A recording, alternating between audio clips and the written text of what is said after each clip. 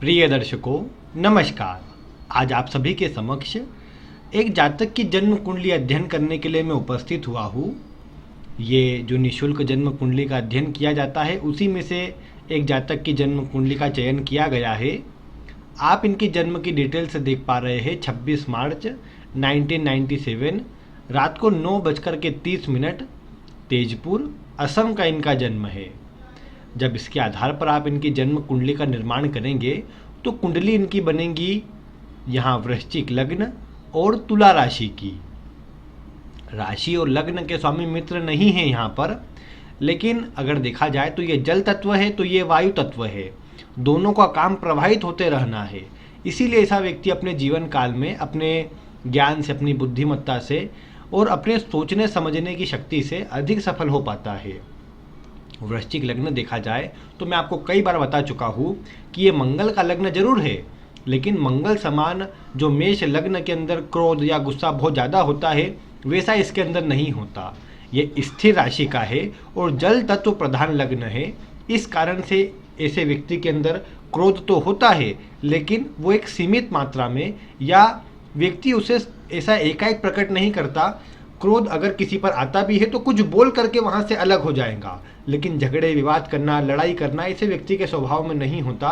प्रायः कुछ बोल करके ऐसा व्यक्ति वहाँ उस परिस्थिति से अपने आप को दूर कर लेता है और उस समय को निकलने देता है। ये जरूर रहता है कि इनके अंदर ये अच्छा गुण होता है कि उस समय पर जब सामने वाले का प्रभाव ज़्यादा हो तब उसे कुछ नहीं कहेंगे।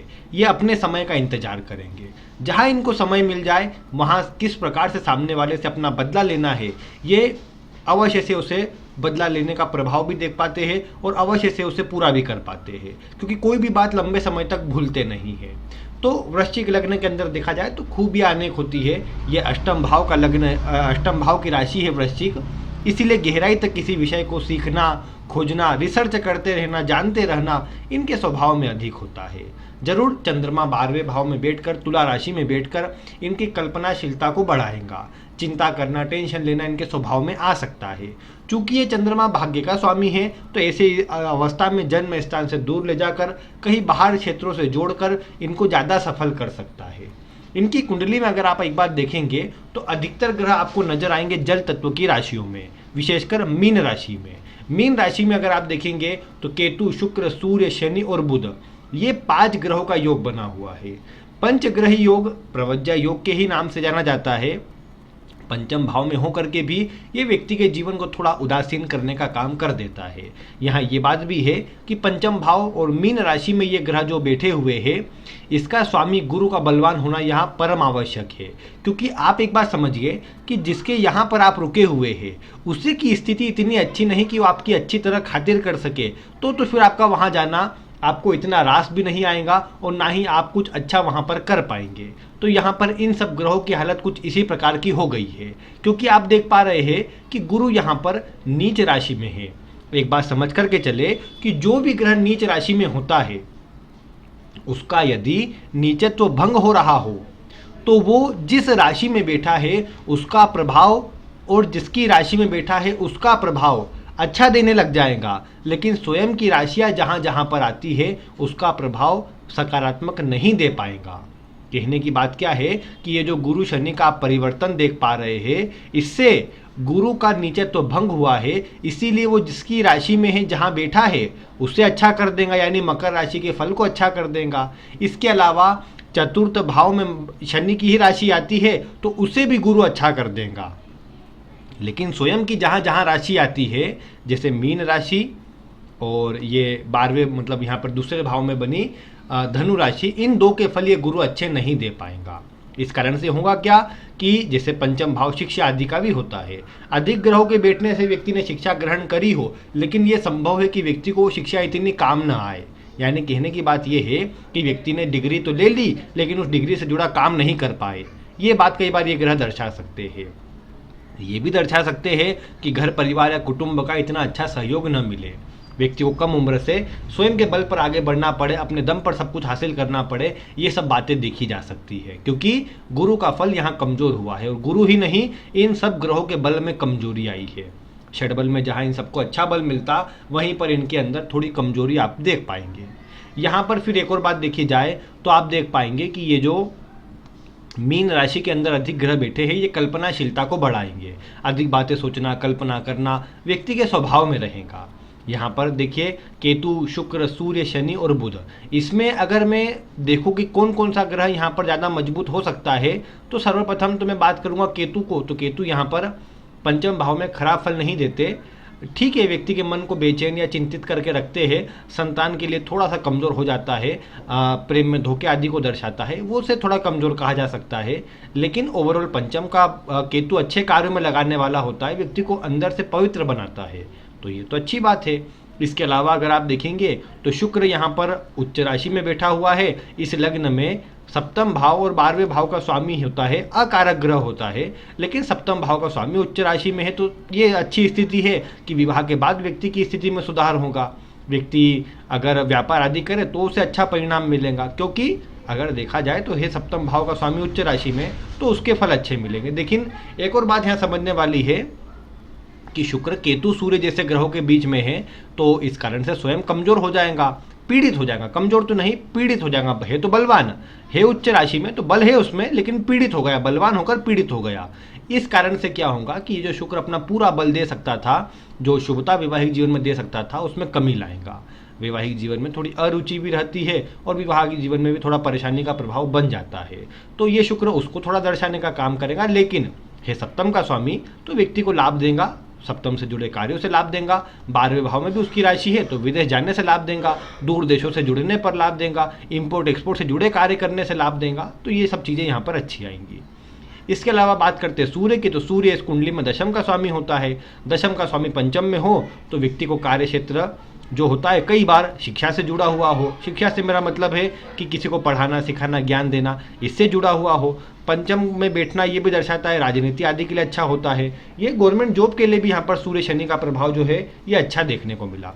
जरूर सूर्य शनि के योग से व्यक्ति के पिता से संबंध अच्छे नहीं रहते, पिता से सहयोग कई बार नहीं मिलता, पिता के जीवन में संघर्ष कई बार अधिक होता है, लेकिन व्यक्ति अपने जीवन काल में स्वयं के दम पर सफलता अर्जित कर पाए उसका गुण ये प्रदान करता है।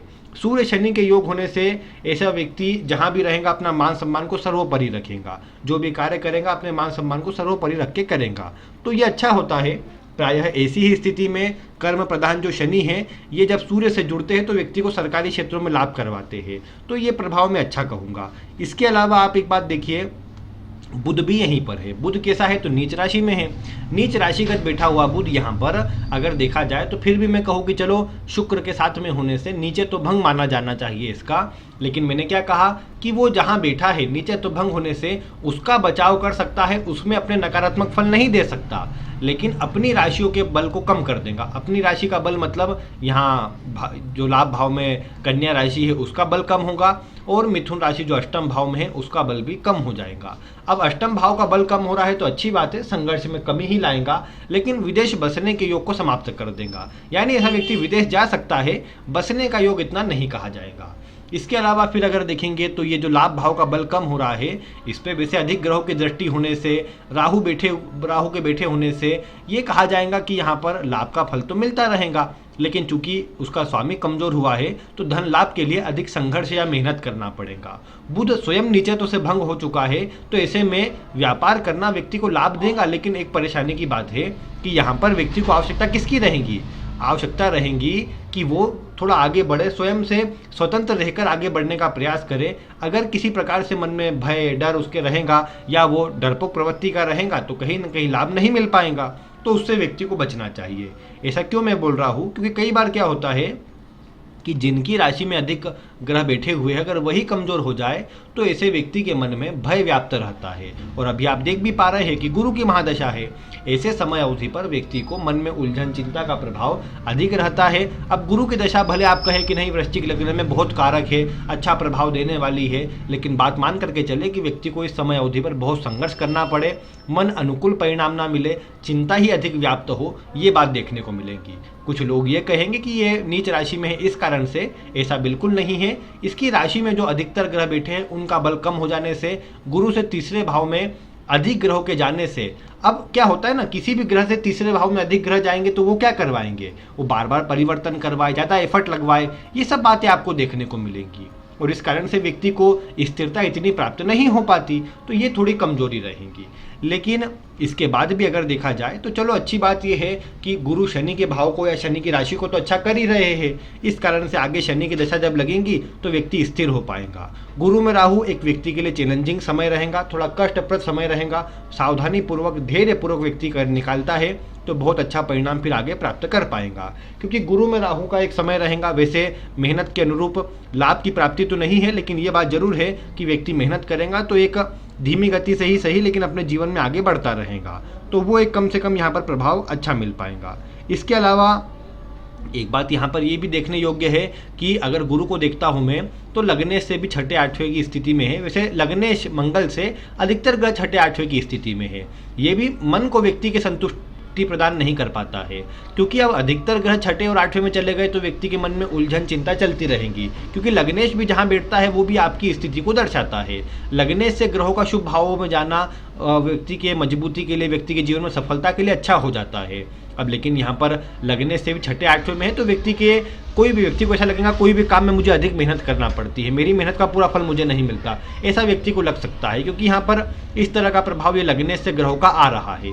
ये जरूर है कि यहाँ पर देखिए वर्तमान में गुरु की दशा, लेकिन उसके बाद से जो दशाएं बदल रही है वो सकारात्मक है।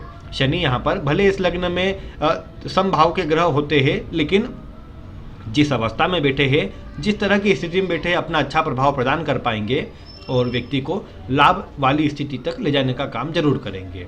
ये है कि देखो यहाँ पर लग्न का स्वामी जब चतुर्थ में हो या दशम में हो तो ऐसे व्यक्ति को कोशिश करना चाहिए कि जन्म स्थान छोड़ दे। जन्म स्थान त्यागने पर ही व्यक्ति सफल हो पाता है। यहाँ गुरु की भी स्थिति यही दर्शा रही है, क्योंकि कुटुंब से कोई सहयोग नहीं है। इसके अलावा यहाँ चंद्रमा भी भाग्य का स्वामी होकर 12वें में है। अगर व्यक्ति के पास ऐसे कोई रिसोर्स है, ऐसी कोई स्थिति है कि वो विदेश चला जाए, विदेश जाकर लाभ प्राप्त कर पाए, तो वहाँ के लिए प्रयास करना चाहिए।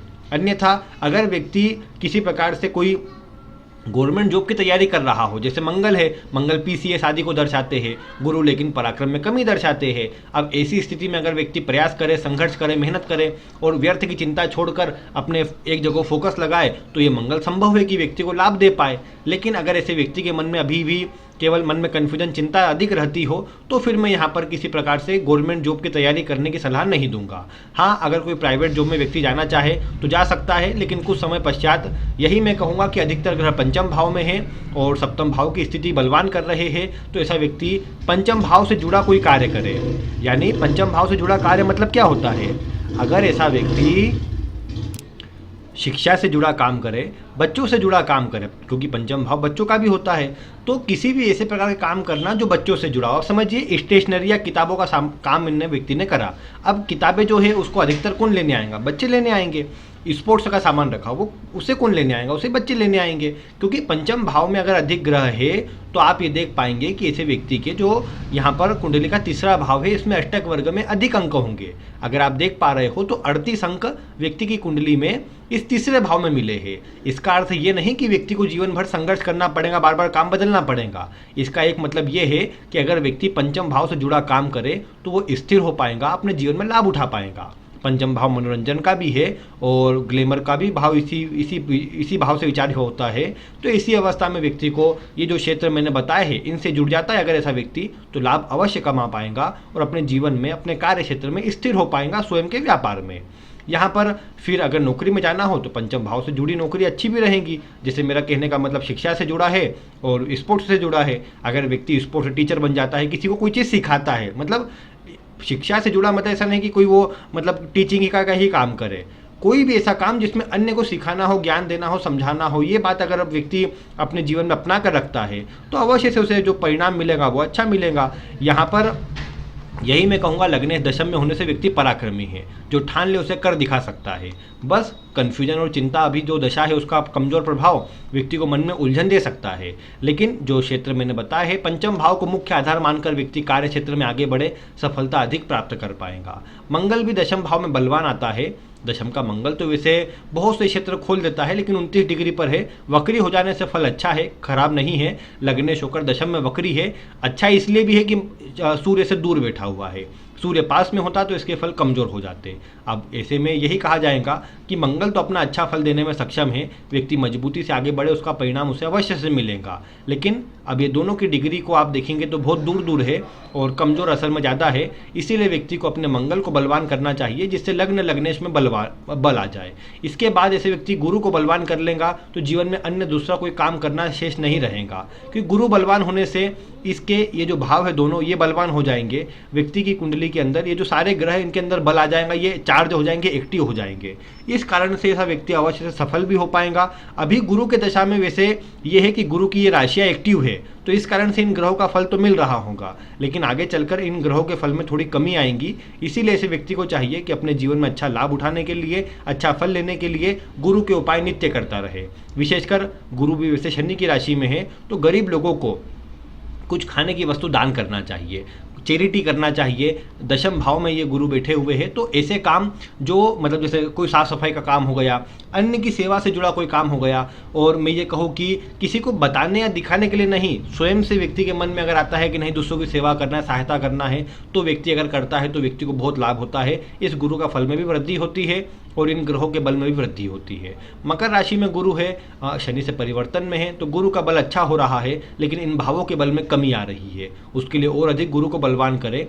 रत्न इसका धारण करने की आवश्यकता नहीं है। नवमांश में वैसे गुरु उच्च राशि में है, लेकिन उसके बाद भी इसकी राशियों में बल तो इतना नहीं आ पाएगा। इस कारण से ऐसे व्यक्ति को चाहिए कि जैसे मकर राशि में है तो विशेषकर वही कोशिश यही करना चाहिए कि अपने काम को ईमानदारी से करे, मेहनती स्वभाव बनाए रखे। साथ में ये भी कोशिश करते रहना चाहिए कि गरीब लोगों को खाने की वस्तु देता रहे, और साथ में यहाँ गुरु के फल को अच्छा लेने के लिए ये भी कोशिश करना चाहिए कि आसपास किसी मंदिर जाए, वहाँ साफ सफाई करे, अपने माथे पर केसर का, हल्दी का तिलक लगाए। नहाने के पानी में भी हल्दी मिलाई जा सकती है। गुरु के मंत्र ओम ग्राम ग्रीम ग्रोम सह गुरुवे नमः इसका जाप व्यक्ति करे तो अच्छा फल उसे अवश्य से प्राप्त होता है। इस गुरु के बल को और अधिक बढ़ाने के लिए व्यक्ति को अच्छे सत्संग करना चाहिए, गुरुजनों का आशीर्वाद लेना चाहिए, समय समय पर व्यक्ति को धार्मिक कार्यों में जुड़े रहना चाहिए। इससे अच्छा परिणाम मिल जाता है और व्यक्ति अपने जीवन काल में एक सुव्यवस्थित और अच्छा परिणाम प्राप्त कर पाता है। तो इससे क्या होगा कि गुरु के बल अच्छे होंगे। मंगल के लिए चाहे तो मंगल का रत्न पहना जा सकता है, हालांकि मंगल देखिए छठे के भी स्वामी है और मूल राशि छठे भाव में आती है और अधिकतर ग्रहों से छठे आठवें के संबंध में है। तो ऐसे में मंगल का रत्न पहनने की अपेक्षा एक तांबे का कड़ा, विशेषकर ये भी कोशिश करें कि चंद्रमा थोड़े कमजोर है, इसीलिए तांबा और चांदी दोनों बराबर मात्रा में मिलाकर ऐसा व्यक्ति एक कड़े का निर्माण कराए, उसे किसी पूर्णिमा के दिन या किसी मंगलवार के दिन अपने सीधे हाथ में धारण करे तो उसे अच्छा परिणाम भी मिलेगा और इन ग्रह अवस्था के कारण जो कमजोरी है वो व्यक्ति को परेशान नहीं कर पाएंगी। यहाँ पर फिर हनुमान जी की पूजा करना, हनुमान चालीसा का पाठ करना व्यक्ति को यह अवश्य करते रहना चाहिए। इससे भी सकारात्मक फल मिलेंगे और व्यक्ति जीवन काल में अच्छी उन्नति और सफलता प्राप्त कर पाएगा। बाकी प्रिय दर्शकों, अगर आप इनके विषय में कुछ बताना चाहे, आपका स्वागत है। आप वीडियो में कमेंट करके बता सकते हैं। आप भी अपनी कुंडली का अध्ययन करवाना चाहे, आप वीडियो में कमेंट कर दीजिए। आगे आने वाले रविवार के समय पर आपका भी अध्ययन करके आपको जानकारी दी जाएगी। आज की वीडियो में बस इतना ही। वीडियो देखने के लिए आपका बहुत बहुत धन्यवाद।